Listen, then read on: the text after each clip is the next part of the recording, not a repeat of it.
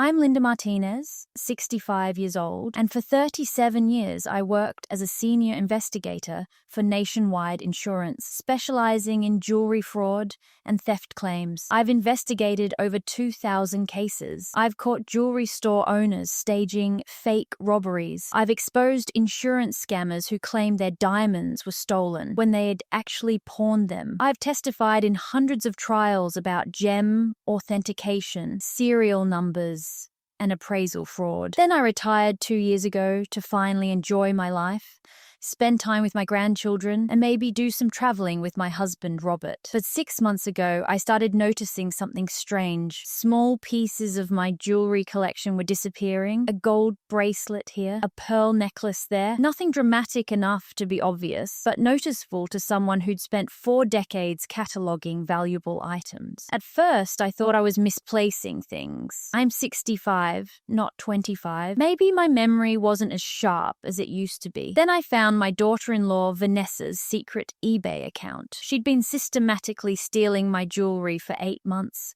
selling it online, and pocketing about $47,000. She thought I was just a sentimental old woman who wouldn't notice a few missing pieces from her costume jewelry collection. She forgot that my costume jewelry was actually worth over $300,000, and every single piece was photographed, catalogued, appraised, and documented with serial numbers. She also forgot that catching jewelry thieves was literally my job for 37 years. This is the story of how a grandmother destroyed her daughter-in-law's theft operation using every investigation technique she'd perfected over 4 decades of catching criminals exactly like her. It started innocuously enough. 2 years ago, when Robert and I retired, we decided to downsize from our large house in Sacramento to a smaller condo in a nice retirement community. The move meant getting rid of a lot of stuff we'd accumulated over 40 years of marriage. Our son Michael and his wife Vanessa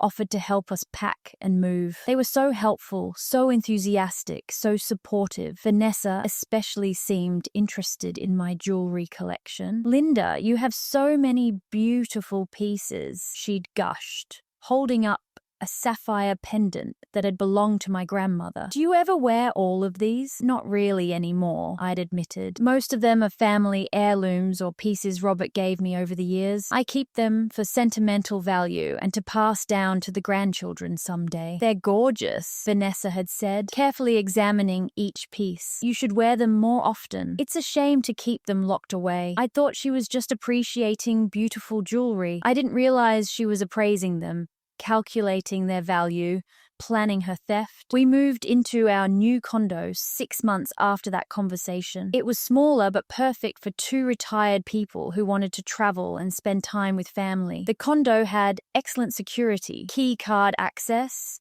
cameras in the hallways, secure parking. I felt safe there. I kept my jewelry in a locked safe in my bedroom closet. Nothing fancy, just a standard home safe with a combination lock. Robert and I knew the combination, nobody else. Or so I thought. 3 months after we moved in, I noticed my gold bracelet was missing. It was a simple piece, 18-karat gold with a delicate chain, worth about $1,200. Robert had given it to me for our 20th anniversary. I searched everywhere. Maybe I'd left it at the gym. Maybe it had fallen behind the dresser. Maybe I'd put it in a different jewelry box.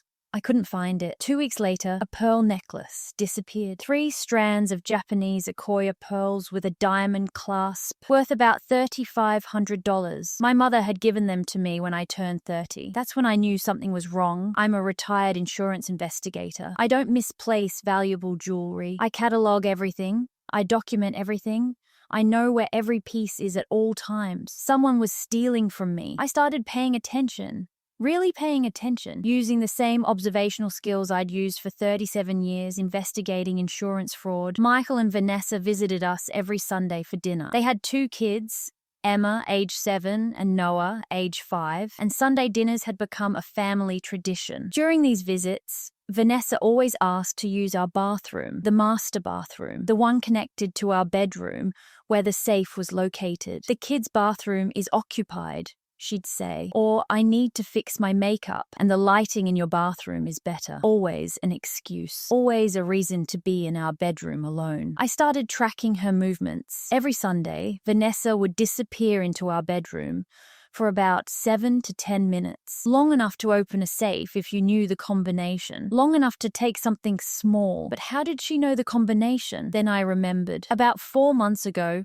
Robert had written down the safe combination on a post-it note and stuck it inside his desk drawer. He'd been having trouble remembering it and didn't want to lock himself out of his own safe. Vanessa had been helping me organize Robert's office that week. She'd been going through his desk drawers, helping sort papers. She'd seen the combination. I needed proof. Suspicion wasn't enough. I'd built hundreds of fraud cases over my career, and I knew that solid evidence was everything. So I did what I'd done 1,000 times before. I started documenting everything.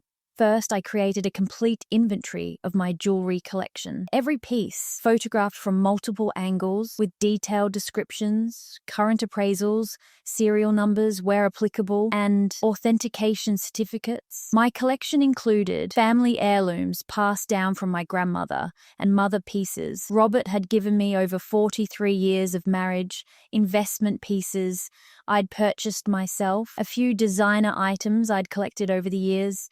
Total insured value, $287,000. I cross-referenced my inventory against what was currently in my safe. 12 pieces were missing. 12 pieces, totaling approximately $42,000 in value. All had disappeared over the past 6 months. All had disappeared after Sunday family dinners. The pattern was undeniable. Next, I needed to catch Vanessa in the act. I installed a tiny security camera in our bedroom, hidden in a decorative photo frame on the dresser.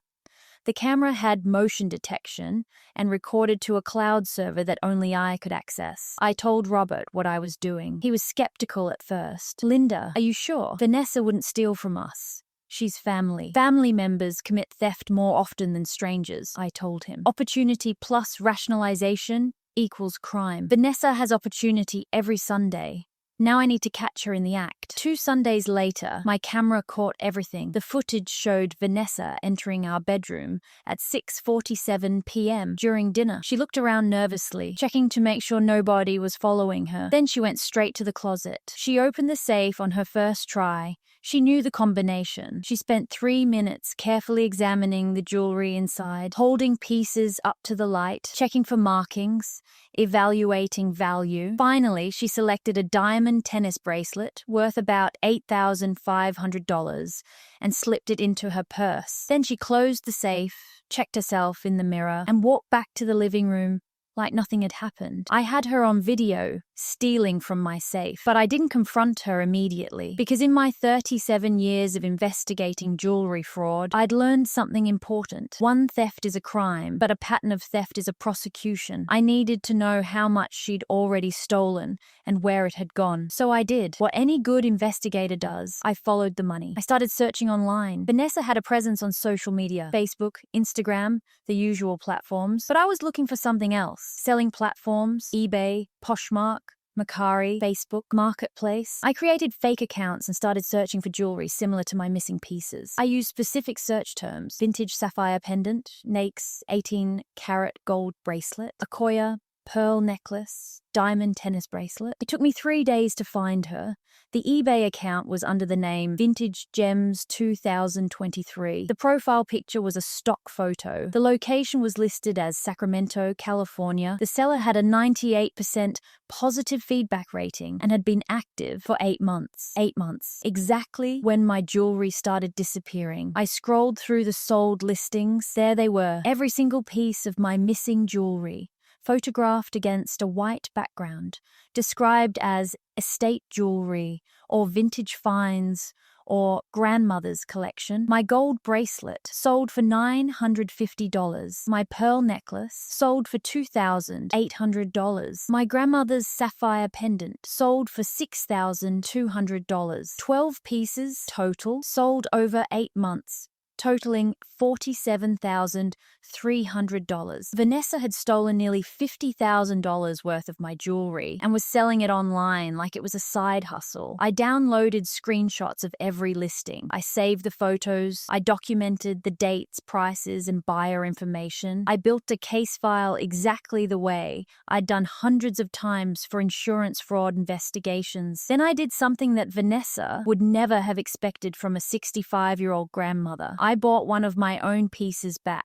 She had just listed a ruby ring, one I hadn't even noticed was missing yet, for $3,000. It was worth at least $5,000, but she was pricing things to sell quickly. I created a new buyer account using a fake name and a P.O. box address. I purchased the ring. I waited for it to arrive. When the package came, I opened it carefully, documenting everything. The ring was wrapped in tissue paper, placed in a generic jewelry box, shipped via USPS priority mail. And most importantly, the return address on the package was Vanessa's home address. Physical evidence linking Vanessa to the theft of my property. I now had everything I needed. Video footage of Vanessa stealing from my safe, screenshots of her eBay account selling my jewelry, photographic evidence of the stolen items, a package she'd personally mailed containing my stolen property, complete documentation of my jewelry collection, proving ownership, 8 months of transaction, records showing nearly $50,000 in sales.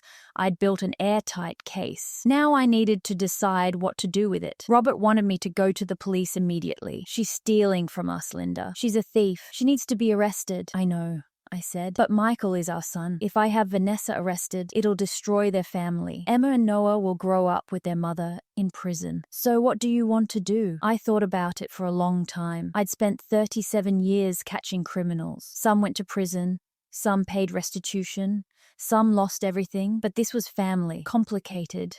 Messy. Painful family. I want her to confess, I said finally. I want her to admit what she did, return everything she hasn't sold, and pay me back for everything she has sold. And then I want her to understand that if she ever steals from me again, I will prosecute her to the fullest extent of the law. You think she'll confess? She will, when I show her the evidence. That Sunday, Michael and Vanessa arrived for dinner at the usual time. Emma and Noah ran inside, excited to see Grandma and Grandpa. Vanessa hugged me with a smile, acting like she always did. Sweet, helpful, family-oriented. I made dinner. We ate. The kids played. Everything seemed normal. Then after the kids were settled watching a movie in the living room, I asked Vanessa to come into the kitchen with me. I need your help with something, I said casually. Michael was helping Robert with something in the garage. It was just Vanessa and me in the kitchen. I pulled out my laptop and opened it on the counter. Vanessa, I need to show you something. She walked over, curious. What's up? I turned the laptop screen toward her. The eBay account, Vintage Gems 2023,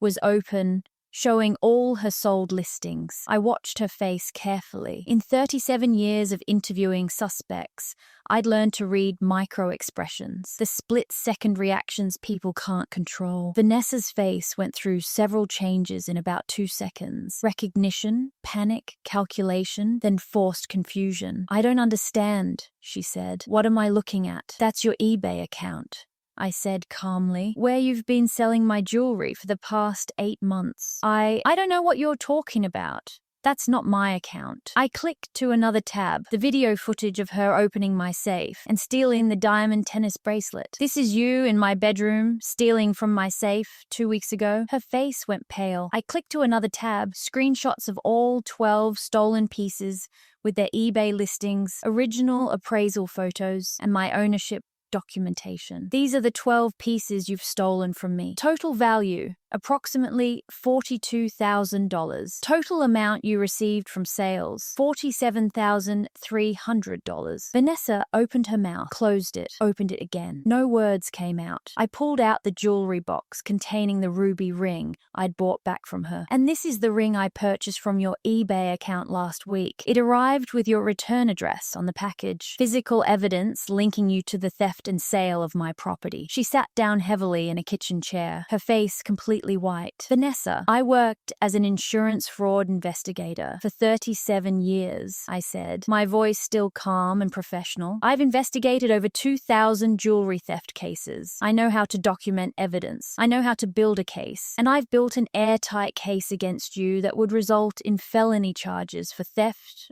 fraud, and interstate commerce of stolen property. Linda, I'm not finished. You've been stealing from me for 8 months. You used your access to my home as family to commit these thefts. You exploited my trust. You stole pieces that had sentimental value, gifts from my husband, heirlooms from my mother and grandmother. You sold them online like they were garage sale items. Tears started rolling down Vanessa's cheeks. I'm sorry. I'm so sorry. I didn't mean, yes, you did mean to. You planned this. You found the safe combination in Robert's desk. You researched how to sell jewelry online. You created a fake account. You systematically stole pieces you thought I wouldn't miss. This wasn't impulsive. This was calculated theft over 8 months. We needed the money, she whispered. Michael's business hasn't been doing well. We were behind on the mortgage. I didn't know what else to do. You could have asked us for help. We're family. If you and Michael were struggling financially, we would have helped you. I was ashamed. I didn't want to admit we were failing. So instead, you stole from your mother-in-law? She buried her face in her hands, sobbing. I let her cry for a moment. Then I said, Vanessa, look at me. She lifted her face, mascara running, eyes red. You have 2 choices. Choice 1, I take all this evidence to the police tonight. You'll be arrested for felony theft. You'll likely go to prison. Your children will grow up visiting their mother in jail. Michael will have to explain to Emma and Noah why mommy is gone. She made a choking sound, fresh tears streaming down her face. Choice 2, you confess everything to Michael tonight, in front of me. You return every piece of jewelry you haven't sold yet. You pay me back the full appraised value of everything you did sell, which is $42,000. Not the $47,000 you received, because you underpriced everything.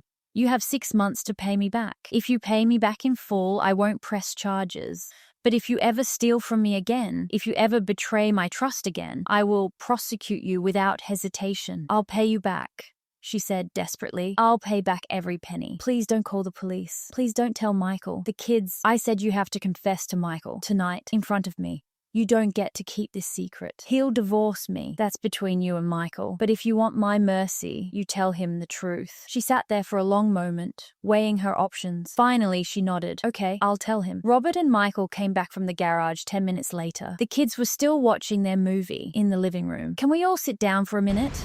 I said. Vanessa has something she needs to tell Michael. Michael looked confused. What's going on? We sat around the kitchen table. Me, Robert, Michael, and Vanessa. Vanessa was shaking, but she told him everything. The theft, the eBay account, the 8 months of stealing, the $47,000. I watched Michael's face go through the same progression Vanessa's had. Confusion, disbelief, shock, anger, devastation. When Vanessa finished, Michael turned to me. Mum, did you know about this? I've known for 2 weeks. I said. I've been investigating, and you didn't tell me? I wanted to give Vanessa the chance to confess herself. I wanted her to take accountability. Michael looked at his wife like he'd never seen her before. You stole from my mother, from my parents, who have done nothing but support us? I'm sorry, Vanessa whispered. We needed the money. The business has been failing, and I didn't know what else to do. So you stole from my mother? Michael's voice was rising. You stole my grandmother's jewelry, pieces that were supposed to be passed down to Emma someday? I'm sorry. How much did you take? $42,000 worth, I said quietly. She sold it for about $47,000. Michael stood up abruptly, his chair scraping against the floor. I need to go outside. I need to think. He left. We heard the front door close. Vanessa looked at me, her face desperate. What do I do? You wait, I said. You let him process this, and then you spend the rest of your life making it right. Michael came back 20 minutes later. His eyes were red. He'd been crying. Mom? I'm so sorry, he said. I had no idea. If I'd known she was doing this... I know, honey. You didn't know. He turned to Vanessa. We're going home. We're going to talk. And then we're going to figure out how to pay my mother back. Every cent you stole. Michael, every cent. They left shortly after, taking the kids with them. Emma and Noah had no idea what had happened. They just knew dinner ended early. Robert and I sat in our suddenly quiet condo. Do you think Michael will leave her? Robert asked. I don't know. That's his decision. Do you think she'll actually pay you back? I'll find out in 6 months. The next few weeks were tense. Michael called me every day, apologizing, asking what he could do. I told him the same thing each time. Vanessa needed to take responsibility. Vanessa needed to make restitution. They went to marriage counseling. They went to financial counseling. Michael took a second job to help pay me back faster. Vanessa returned 3 pieces of jewelry she hadn't sold yet. A gold necklace, a pair of diamond earrings, and a sapphire bracelet. Total value, about $11,000. That left $31,000 still owed. Over the next 6 months, Vanessa got a full-time job for the first time since having kids. Michael's business slowly started recovering. They cut their expenses dramatically. They sold Vanessa's luxury car and bought a used Honda. They made payments every month. Some months it was $1,000. Some months it was $3,000, but they were consistent. Exactly 6 months after the confession, they made the final payment. Vanessa came with Michael to deliver the last check. She looked different. Thinner, tired, but somehow more genuine. I know this doesn't fix what I did, she said, but I want you to know I'm in therapy. I'm dealing with the entitlement issues that led me to think I could just take what I wanted. I'm teaching Emma and Noah about honesty and consequences. And I'm grateful you gave me the chance to make this right. Instead of sending me to prison, I accepted the check. Have you told your children what happened? We told them an age-appropriate version, that Mommy made a very bad choice and had to work hard to fix it. That taking things that don't belong to you is wrong, even if you think you need them. Good. They need to learn that actions have consequences. Linda, Vanessa said quietly, I know I destroyed your trust. I know you'll probably never see me the same way again, but I want you to know that I'm going to spend the rest of my life trying to be the person I should have been from the beginning. I looked at this woman who'd stolen from me, lied to me, exploited my trust. I could choose to hold on to anger forever, or I could choose to let her learn from her mistakes. Vanessa, trust is earned. You violated mine, but I'm willing to let you try to earn it back. It'll take time. Maybe years, but the door isn't permanently closed. She nodded, tears in her eyes. Thank you. That was 8 months ago. Michael and Vanessa are still together. The kids are happy. Vanessa works full-time and seems genuinely changed. We still have Sunday dinners, but now they're at Michael and Vanessa's house. Vanessa doesn't come to our condo anymore unless Robert or I are both present. I changed the combination to my safe. I installed a permanent security camera in my bedroom. I keep my jewelry inventory updated. Because here's what I learned in 37 years of investigating jewelry fraud. People who steal once can steal again. Trust, but verify. Vanessa paid me back in full. She took accountability. She's working on herself. But I'm also a realist. I'm a grandmother who loves her son and grandchildren. I want the family to heal. But I'm also a woman who spent nearly 4 decades catching jewelry thieves. And I know how to protect myself. I'm Linda Martinez, 65 years old, retired insurance fraud investigator. My daughter-in-law stole $42,000 worth of my jewelry over 8 months. She thought I was a sentimental old woman who wouldn't notice a few missing pieces. She forgot I'd spent 37 years catching people exactly like her. I documented everything. I built an airtight case. I gave her a choice: confess and pay restitution, or face prosecution. She chose restitution. She paid me back every penny. She's working on herself. The family is healing. But I also know that catching a jewelry thief is my expertise, and I'm very, very good at my job. Never steal from someone whose career was catching thieves, especially when their costume jewelry is actually worth $300,000, and every piece is documented with serial numbers. The end. Subscribe for more grandma justice stories.